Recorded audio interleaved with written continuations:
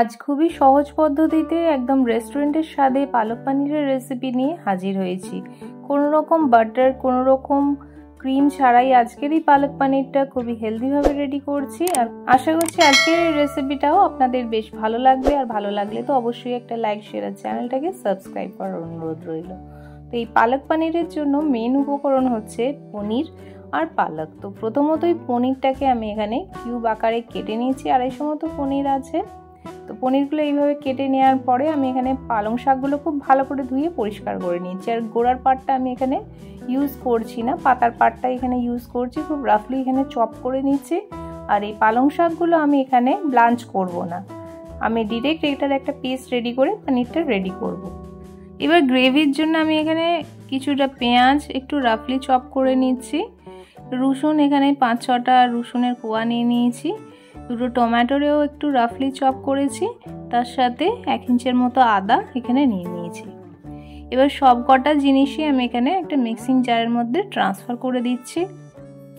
তার সাথে এখানে দুটো কাঁচা লঙ্কা অ্যাড করছি। ঝালটা নিজেদের মতো করে অ্যাডজাস্ট করে নিতে হবে। এবার সমস্ত কিছুর একটা ফাইন পেস্ট আমি এখানে রেডি করে নিচ্ছি।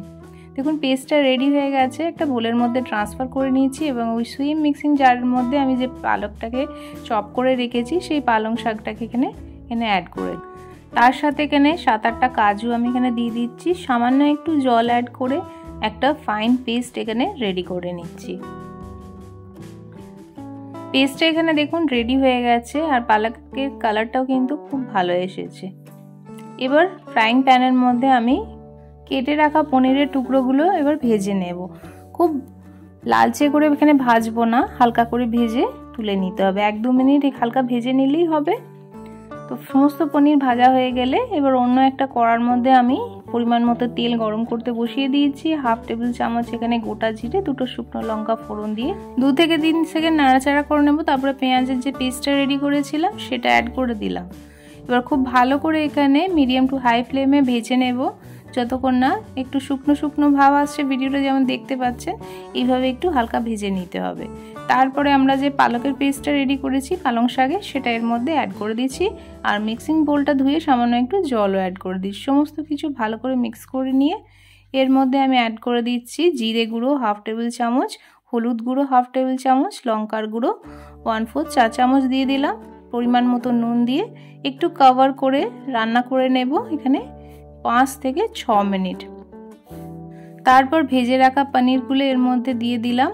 ওপর থেকে 1 টেবিল চামচ চিনি স্বাদটাকে ব্যালেন্স করার জন্য একটু সামান্য গরম মশলা দিয়ে দিলাম। সমস্ত কিছু মিক্স করে সামান্য একটু জল 1/2 কাপের মতো, ছোটো কাপের 1/2 কাপের মতো জল দিয়ে সমস্ত কিছু আবারও মিক্স করে একটু কভার করে দিয়ে রান্না করে নেব এখানে 10 থেকে 15 মিনিট। তারপরে দেখবেন ওপরে সামান্য তেল ভাসতে শুরু করে দিয়েছে আর গ্রেভিটা অনেকটাই গাঢ় গাঢ় হয়ে গেছে।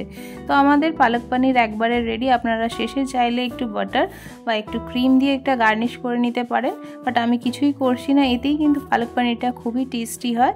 যে কোনো পরোটা, রুটি সাথে আপনারা এটাকে খুব ভালোভাবে এনজয় করতে পারেন আর খেতে কিন্তু ভীষণ ভালো লাগবে। আর কেমন লাগলো বাড়িতে তৈরি করে অবশ্যই কমেন্টে জানাতে ভুলবেন না। ভালো থাকবেন, বাই বাই, টাটা।